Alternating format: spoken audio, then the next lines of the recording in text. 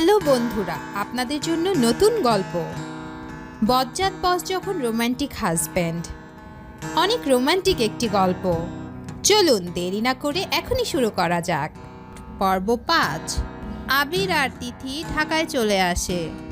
আবির আর তিথি একটা হোটেলে উঠে 2টা রুম বুক করা হয়।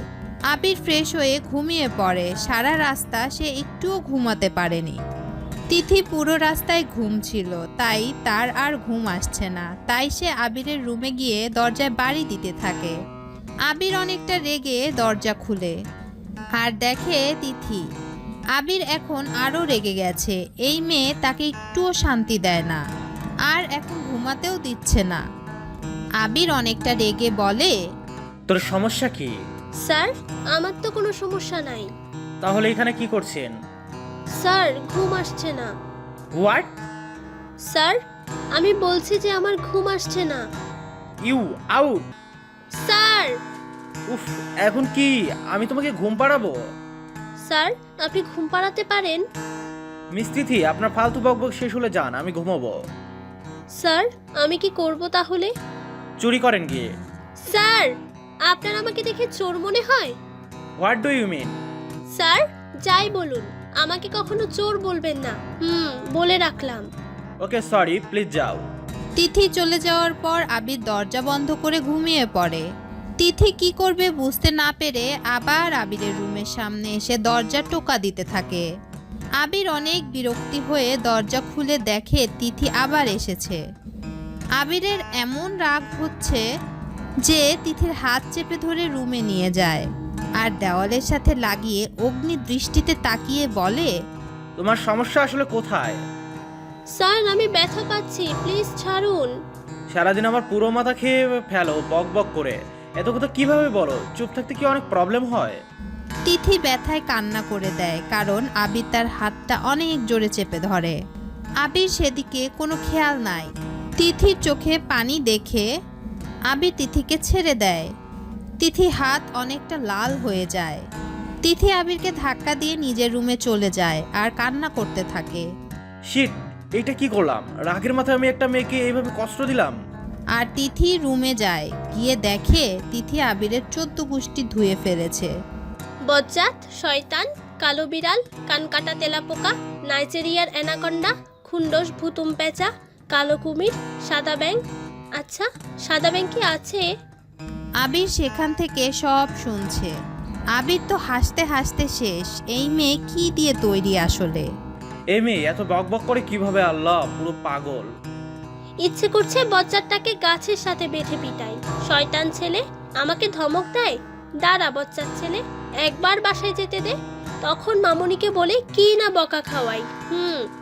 না না, বলবো যে যাতে না খাইয়ে রাখে 3-4 দিন। বেটা বজ্জাত, তখন বুঝবে যে সে কার সাথে পাল্লা নিয়েছে। কারো হাসির আওয়াজ পেয়ে তিথি পিছনে ফিরে দেখে আবির। স্যার, আপনি আবারও আমার পারমিশন ছাড়াই আমার কথা শুনেছেন? আচ্ছা, তোমার মুখে ব্যথা করে না এত কথা বলো যে? আবির তিথির কাছে আসতে থাকে আর কথাগুলো বলতে থাকে। তিথি পিছনে যেতে থাকে, যেতে যেতে দেওয়ালের সাথে লেগে পড়ে। পিছনে যাওয়ার জায়গা নাই। আবির তিথির অনেকটা কাছে এসে তিথির কানের কাছে গিয়ে ফিসফিসিয়ে বলে, আমি সরি। তিথির হার্টবিট বেড়ে যায় আবির তার এত কাছে আসায়। তিথি তার চোখ দুটো বন্ধ করে ফেলে। আবির মুখ তুলে দেখে তিথি তার চোখ বন্ধ করে ফেলেছে। তিথির চেহারায় যে মায়া, সে মায়ায় যে আবির পড়ে গেছে তা সে নিজেও জানে না। তিথি তার ভ্রু দুটো কপালে তুলে ফেলে যখন আবির তাকে গালে আলতো করে চুমু দেয়। আবির নিজেও জানে না সে কেন তিথিকে চুমু দিল। আবিরের হার্টবিট অনেক জোরে বেড়ে যায় তিথির অনেক কাছে আসাতে। আবির তিথিকে ছেড়ে দিয়ে বলে, রেডি হয়ে নাও, আমরা এখন বের হব। তিথি খেয়াল করে আবির অনেকটা দূরে দাঁড়িয়ে আছে। তিথি আবিরকে কিছু জিজ্ঞেস করতে যাবে, তার আগে আবির বলে ওঠে, প্লিজ তোমার স্টুপিড প্রশ্ন একদম করবে না। কি? আমি স্টুপিড কথা বলি? আমাকে যদি বকা দেওয়া শেষ হয় ম্যাডাম, তাহলে রেডি হয়ে নিচে আসেন, আমি নিচে আছি। আবির চলে যায়। তিথি ভাবতে থাকে, বজ্জাত বসটা কিভাবে জানলো যে আমি তাকে মনে মনে বকছি? আচ্ছা, বজ্জাতটা কি মনের কথা পড়তে পারে? যদি পারি তাহলে তো আমাকে উল্টো লটকাবে, কারণ আমি যে এই বজ্জাত বসকে মারার প্ল্যান করি সব সময়। আচ্ছা, এই বজ্জাত আমাকে কোথায় নিয়ে যাবে? আমাকে কি মেরে ফেলে দিবে কোথাও? তিথি এই সব ভাবতে থাকে আর হঠাৎ মনে পড়ে আবির তো তার জন্য বাহিরে দাঁড়িয়ে আছে। সে তাড়াতাড়ি তৈরি হয়ে নিচে নেমে দেখে আবির সানগ্লাস পরে গাড়ির সাথে হেলান দিয়ে দাঁড়িয়ে আছে। আবির তো পুরা হা।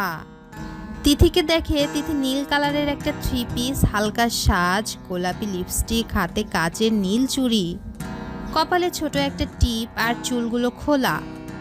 তিথি যে এত সুন্দর তা আজকে আবির খেয়াল করেছে। আবির যেন নিজের চোখ সরাতে পারছে না তিথির উপর থেকে। এত সুন্দর যে কেউ হয় তা আবিরের জানা ছিল না। আবিরের মুখ থেকে একটা শব্দ বের হয়েছে। তিথি কখন থেকে দেখছে আবির তার দিকে তাকিয়ে আছে। তিথির অনেক আনইজি ফিল হচ্ছে আবিরের এমন তাকানো দেখে। আবির যেন এক অন্য দুনিয়ায় চলে গেছে। তিথি আবিরকে একটু ঝাঁকুনি দিয়ে বলে, স্যার, এইভাবে কি দেখছেন? আমার মনে হচ্ছে আমি কোনো এলিয়েন। ওয়াও! কি আমি এলিয়েন? স্যার! আবিরের তিথির চিৎকার শুনে তার ঘোর কাটে। কি শয়তান মেয়ে রে বাবা, এত জোরে চিৎকার দিচ্ছে, মনে হচ্ছে কেউ ওকে মারতেছে। স্যার, আপনি এক তো আমাকে এলিয়েন বলছেন, আবার বিড়বিড় করছেন। স্যার, একবার যদি আমার রাগ ওঠে তাহলে আমি... তাহলে আপনি কি করবেন? হ্যাঁ, তাই তো। আমি কি করব? কি হলো বলেন? আপনাকে আমি সাতচন্নির সাথে বিয়ে দিব। কি? আবির তিথিকে গাড়িতে উঠতে বলে, কিন্তু তিথি কি যেন ভাবছে। তিথি! উফ স্যার, এইভাবে ষাঁড়ের মতো চিৎকার করছেন কেন? পুরো কান ভার করে দিচ্ছেন। কি? আমি কি?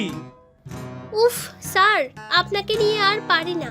কত বলেছি ভালো ডাক্তার দেখান কানের, কিন্তু আপনি আমার কথা শুনেনই না। হায় আল্লাহ, এইবার আমি কি করলাম যে স্যার এত রেগে গেল?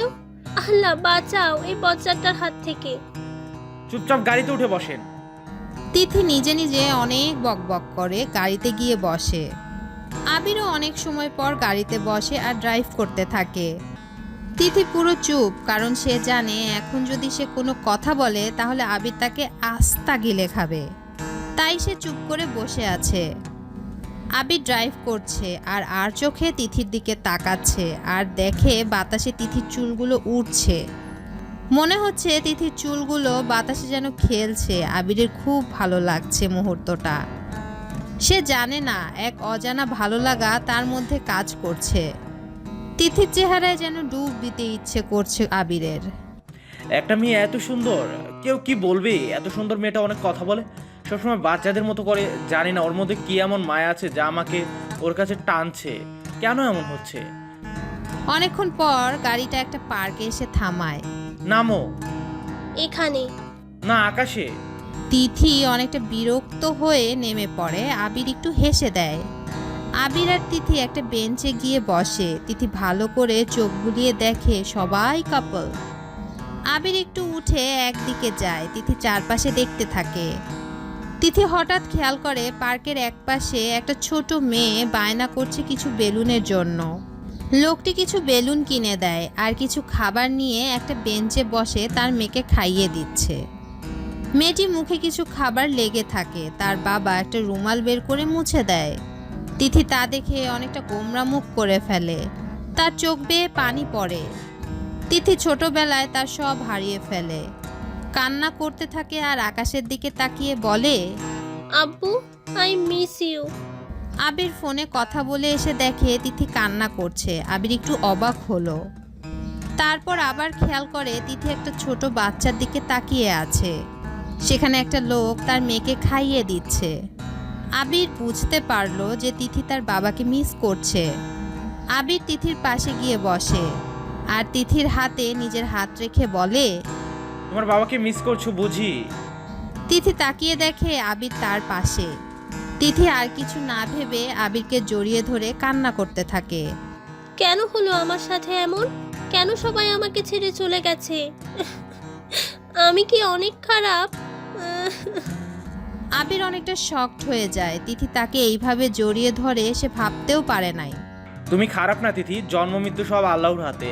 আর আমার বাবা মা তোমায় নিজের মেয়ের চেয়ে বেশি ভালোবাসি। এখন কি বলবে তোমার কেউ নেই? তিথি আবিরকে আরো শক্ত করে জড়িয়ে ধরে। এক অজানা ভালো লাগা কাজ করছে আবিরের মধ্যে। তার হার্টবিট যেন দ্রুত গতিতে বেড়ে গেল তিথি তার এত কাছে আসাতে। আবির তিথির মাথায় হাত রাখে। অনেকক্ষণ তারা চুপ। পার্কের অনেক মানুষ তাদের দিকে তাকিয়ে থাকে। অনেকে তো মুচকি মুচকি হাসতে থাকে। আবির খেয়াল করছে যে সবাই তাদের দিকে কেমনভাবে যেন তাকিয়ে আছে। তাই আবির তিথিকে বলে, তিথি, সবাই আমাদের দিকে তাকিয়ে আছে। তিথির ঘোর কাটলো আবিরের কথায়। সে তো একদম ভুলে গেছে যে তারা একটা পার্কে, আর সে আবিরকে জড়িয়ে ধরে আছে। তিথি তাড়াতাড়ি আবিরকে ছেড়ে দেয় আর চোখের পানি মুছতে থাকে। আবির খেয়াল করে তিথি এখনো চুপ। আবিরের কেন যেন একদম ভালো লাগছে না। তিথি যে এইভাবে চুপ তা আবিরের কাছে কেমন যেন লাগছে। তিথির বকবক যে আবিরের কাছে এখন কেমন যেন ভালো লাগে।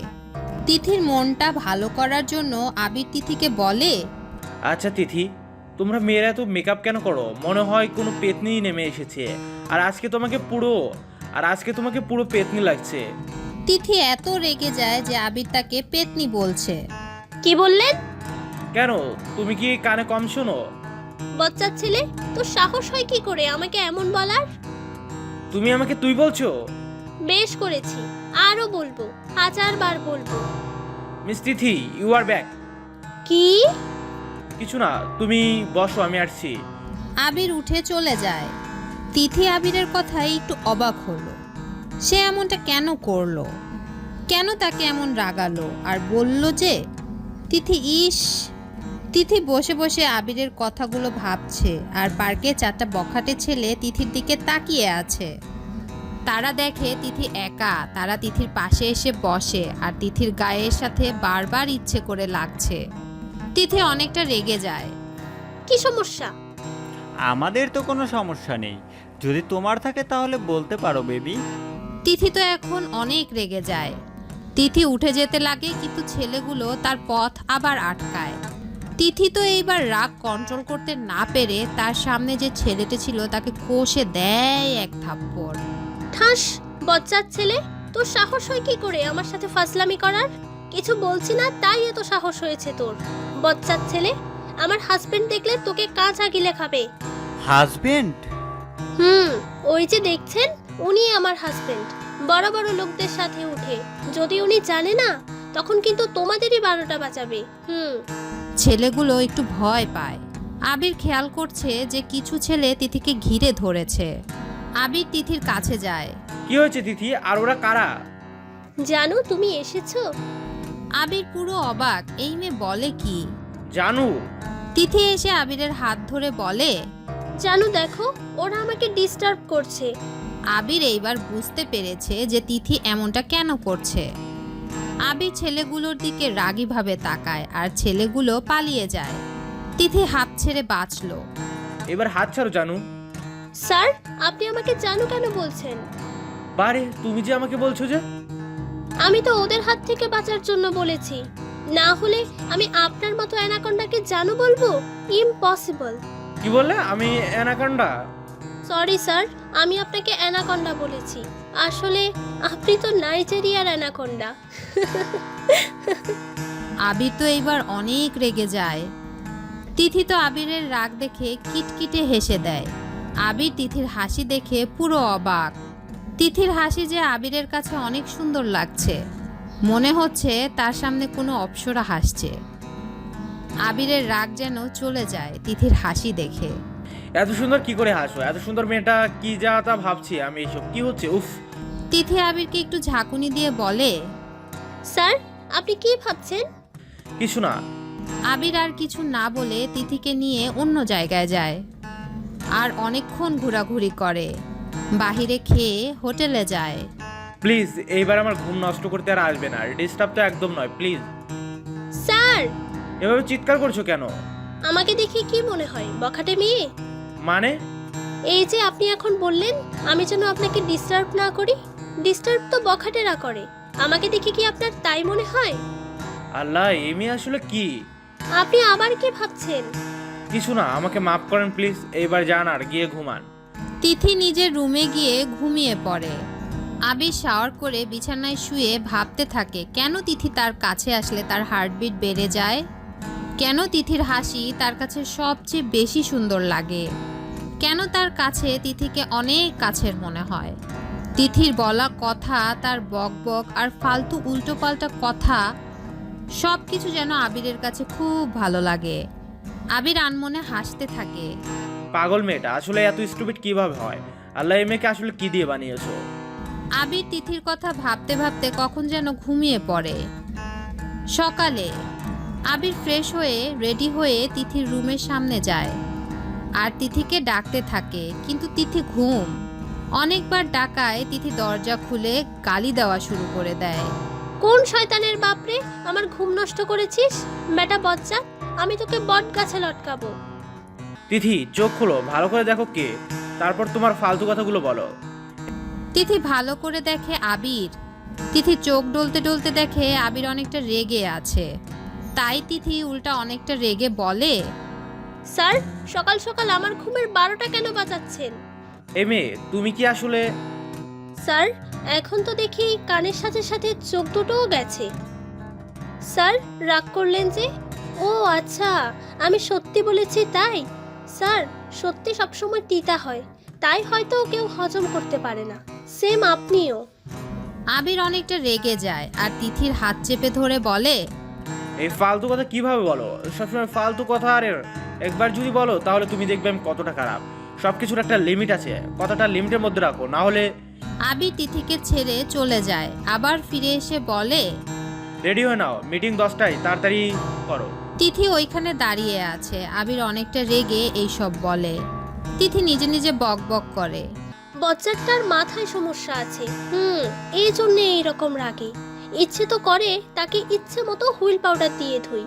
ইস, যদি একবার পারতাম, কি না শান্তি পেতাম। বজ্জাতটাকে ধুয়ে ছাদে শুকিয়ে শুটকি বানাতে পারতাম। আল্লাহ প্লিজ আমার এই আশাটা রেখো, প্লিজ প্লিজ। পর্বটি কেমন লেগেছে কমেন্ট করে জানাতে ভুলবেন না। দেখা হচ্ছে নতুন পর্বে, ততক্ষণের জন্য বিদায়।